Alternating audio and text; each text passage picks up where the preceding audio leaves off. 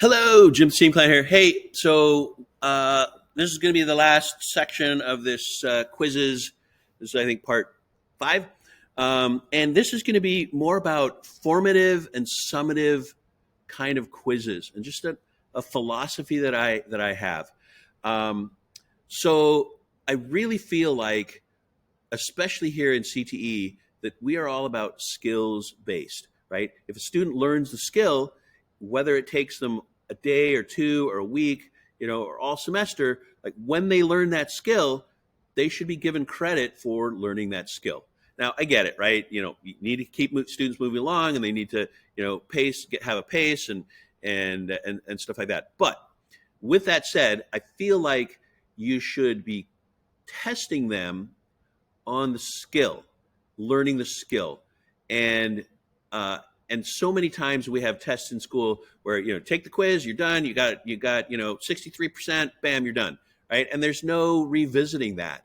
And so one of the things I'm trying to do in my class is to basically say, look, when you're learning how to do something, or you're learning a topic, or you're learning a skill, I want you to learn the skill, and I want you to get 100% on the quizzes. And because of that, I want them to actually figure out like why they got something wrong, right? And so I do that a couple different ways. So, for example, if I was going to go into my Python class, right? Go to my Python class. I got a whole bunch of stuff on the language of Python, right? And I've been creating some quizzes that are. Um, let's see if I got a good example of this. Uh, yeah. Okay. So for example, I got this this quiz here, this formative. I'm calling it formative assessment quiz. I'm trying some stuff establishing. I don't know if I like this term, but it's like this is like this type of thing. Everyone gets to do it. It's the baseline level of things. I kind of it's the anchor standard. All right. And so this quiz is a formative quiz, and I want them to get it 100% right. Right. So what I do is I go into this quiz, right? If you come into this quiz and look at it, right? I got a bunch of questions. I've got this one set up so it's one question at a time.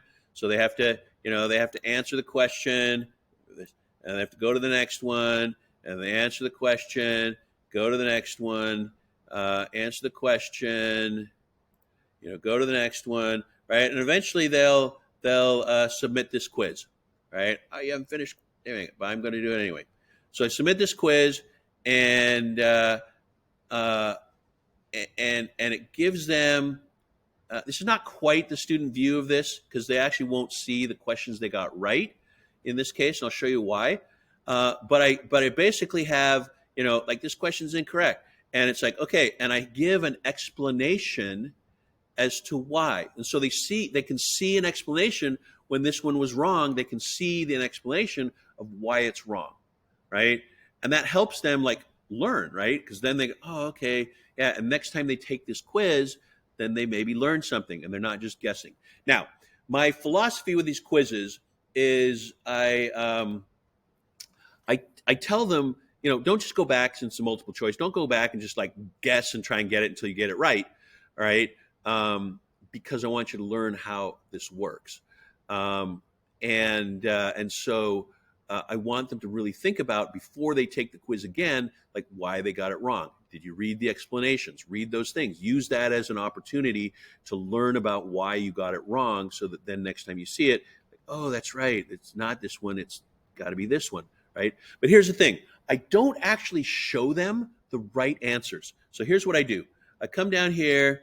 If it's multiple choice questions, I always click shuffle answers so that they get skewed in there so that I can't remember. Oh yeah, last time it was A. Oh, last time it was B. Right? It'll shuffle the answers.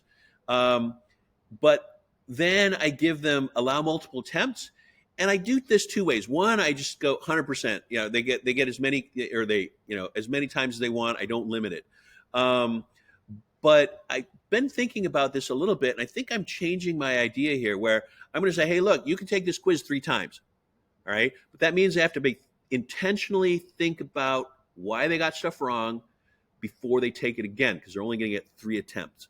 Now, and another reason why I'm doing this, and I'll talk about that in a different lesson, is mastery path, where you can actually, based on their answer, based on their score, you can direct them to different assignments. But talk about that more later. So here, what I'm doing is I'm saying, hey, I'm going to give you multiple attempts, and in this case, I'm going to give them three tries, and I'm going to average their score, right? I'm not going to take their highest score. I'm going to average their score, and this is and this was so that then I can use this in the mastery path, so that even if they got, even if they totally bombed it the first time, and then they got, 99%, 98% the second time, and then they took it again the third time and they got 100% because they learned, right? They still get an average score of what they did, and then I can actually use that to kind of direct them to different assignments. But you could actually do this so that you give them more attempts, or you give them unlimited attempts, and you say, look, you need to get 100% on this quiz, right?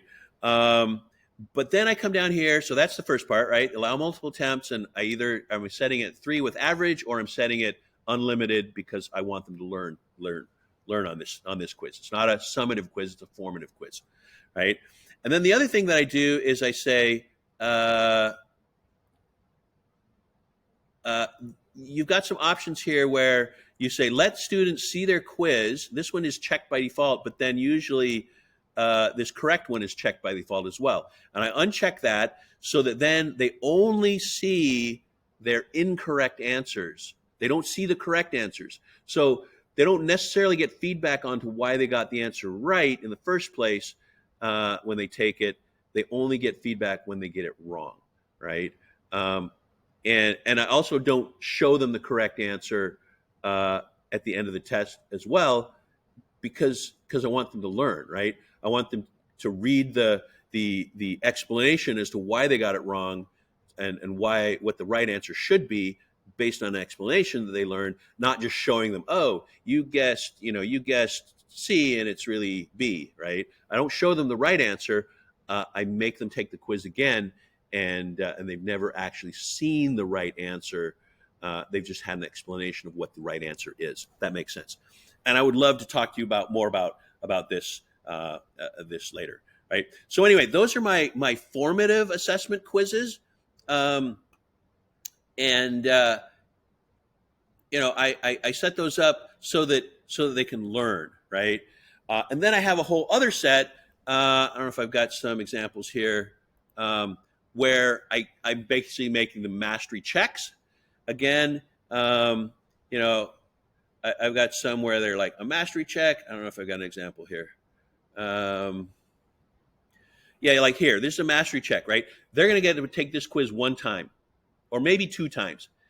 Even if it's a mastery check, sometimes I give them 2 times, and I do the same thing. It's like they don't see the right answers. They can only see the wrong answers.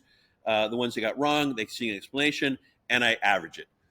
So again, I'm still giving them a chance to learn a little bit, but 2 chances to do it, and I just take the average. And if they get 100%, then they get 100%, right? They don't have to take it again.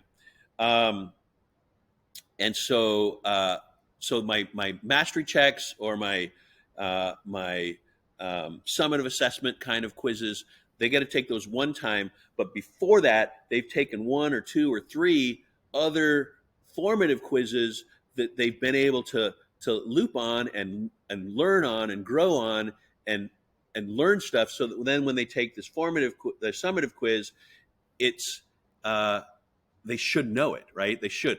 And the questions aren't exactly the same, so I'll change them up a little bit so that they're, if they're calculating something, they're calculating different things, or different timing diagrams, or different whatever, right? And so you can do the same thing where they get almost the same question, but it's slightly different. And again, that goes back to my quiz banks, where I've labeled every question, and I can actually label those as formative ones, or specifically these are going to be summative ones. And so then when I create a question, I can create, at the same time that I'm creating one question, I can create a second question or a third question, and I can label one of them this is going to be my summative question, so that when you're creating a question, you're like, okay, I've created this question. Now I'm just going to copy this question, create it again, but I'm going to change the numbers that they're adding, right? Or percentages or whatever you're testing on.